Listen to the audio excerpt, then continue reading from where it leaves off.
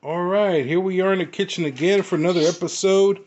Just got home from work, and Rosie told me she was making some carne guisada. She makes it pretty good. She's got her own recipe. Everybody makes carne guisada. Everybody makes it different. Everywhere you eat it is different. There's a couple of good places I like here in the neighborhood.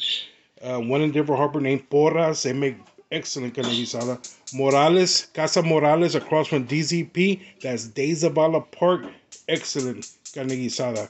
And you get those big homemade flour tortillas, like the ones from the valley. Also, Via Arcos used to make good carne guisada, but they never recovered after the COVID. And fortunately, hopefully they get back on track because that was a good place to eat. But anyway, here's Rosie's carne guisada. We got a chuck roast, probably around maybe, what was it, 3 pounder? Yeah. Maybe about 3 pound chuck roast, pretty thick. It was like 3 inches thick, about 10 inches wide. Big chuck roast. She already got it all cut up. I wasn't able to get here early enough to get the cutting process, but basically you just cube it up in like 1 inch cubes, smaller. It's got a little bit of fat on there. You want proportionate fat to meat, not more fat than meat, but you need the fat there. And here's everything she's got. She got bell peppers, onions, minced garlic, tomatoes. Of course, the tomatoes without the center. Well, maybe this time the center. This time is the center because it's going to be a stew. Yeah, you do want it watery, so you leave the center in there.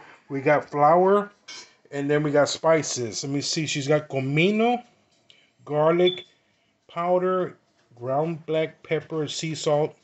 And I think she's going with the chicken bouillon, the green can, not the tomato. She's using the tomato because she's making her rice, and she's already started her rice here. Like I said, we've already did a special on the rice. So basically the same thing.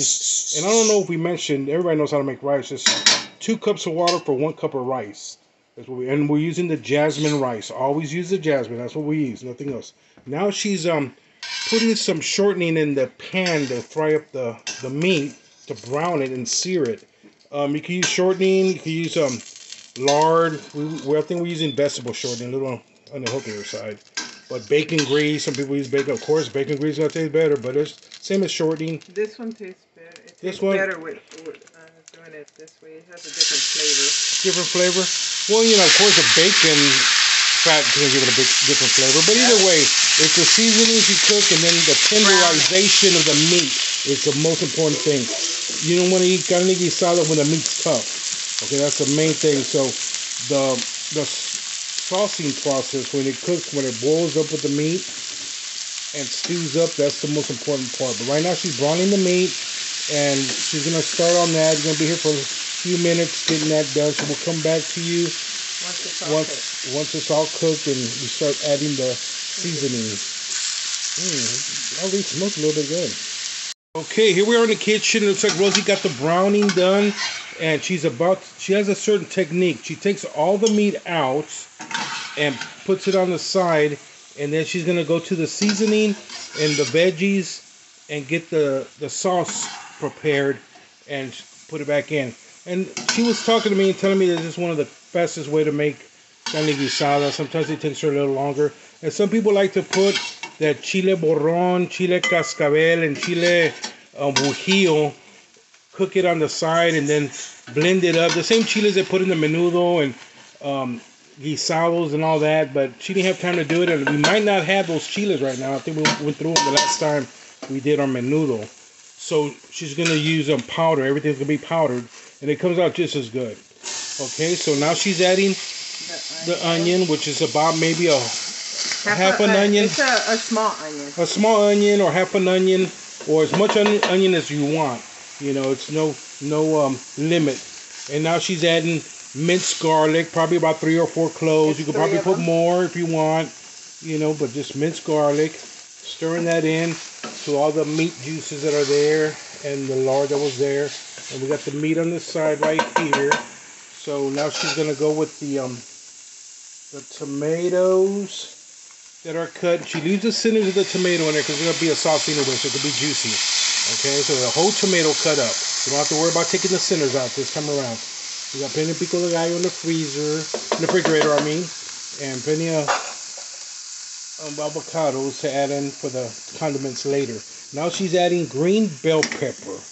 But I'm sure you could add jalapenos to give it a kick, or any kind of other green peppers you want, or any other type of. Put them in there whole. I know people that put them in there whole, or even use serranos or whatever. That's just gonna give it a peppery flavor. So bell peppers are good. Personally, I use any kind of pepper, whatever I have in the garden. I just go grab it. If I don't have it, I find some peppers. So now she's gonna saute that. Yeah, for about 5 minutes. For about 5 minutes, and then she's gonna add in the spices with water, and she's gonna add in to start maybe 2 cups of water, maybe 1 cup.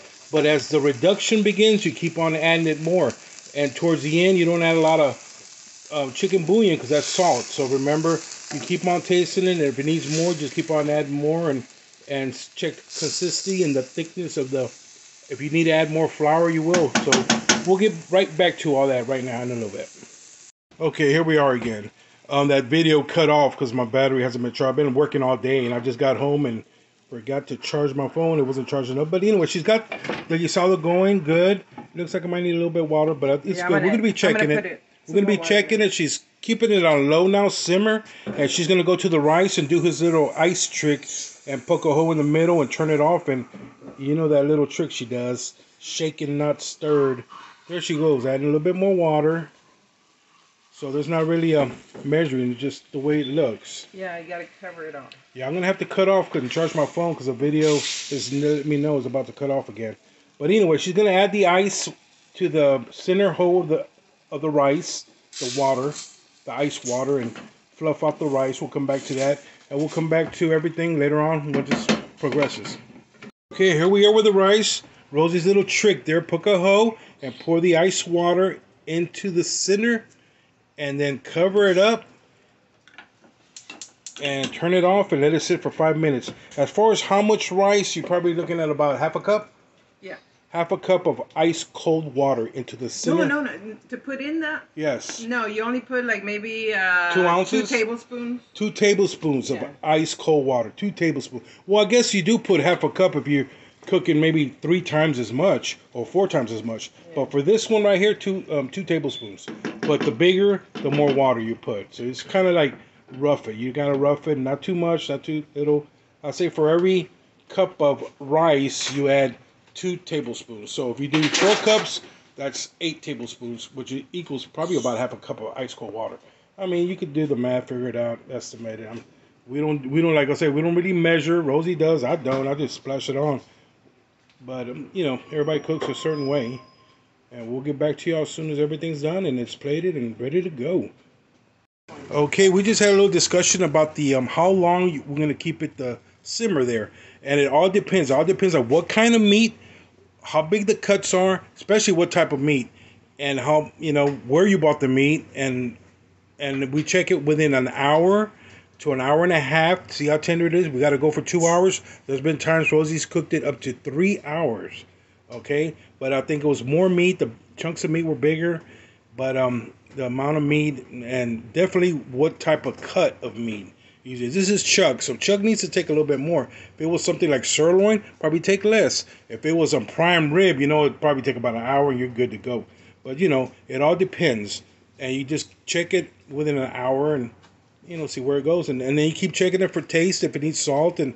You go as you go and keep on adding water and check the consistency. If it needs a little bit more flour to thicken it up, then do what you got to do. But basically, those are the ingredients, and that's what we're doing, and that's what the Flores family is going to eat for dinner tonight. The only thing we're missing is Michelle's homemade flour tortillas, who I say may be making a grand surprise later. Who knows? If not, we got some from the store.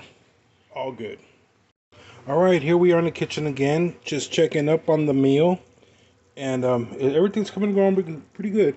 I convinced Rosie to put some serranos in there, just to give it better flavor. Whatever you do, do not chop those up and put them in the dish, or whatever you do not pull off the butt stem of the pepper. And if you see that pepper start to come apart, take it out immediately, because that will spice up your dish, which I would love, but a lot of people can't handle that.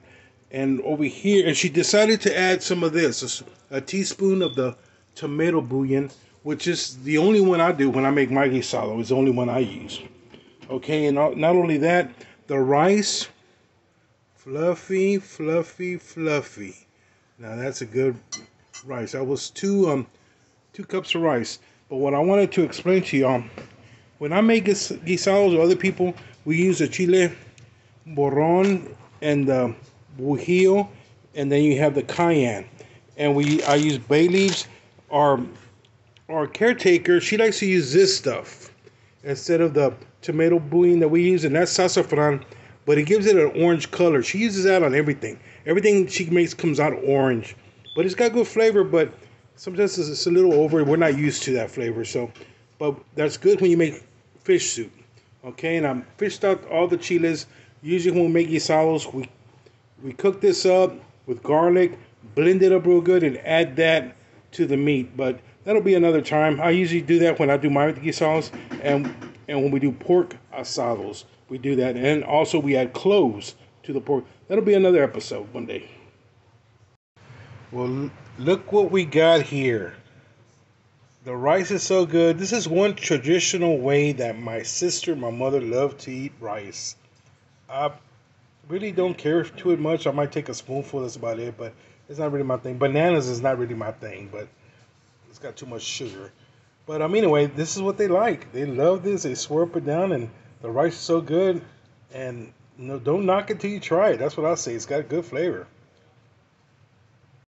Okay, it's been exactly 2 hours. So how are we doing, Rosie?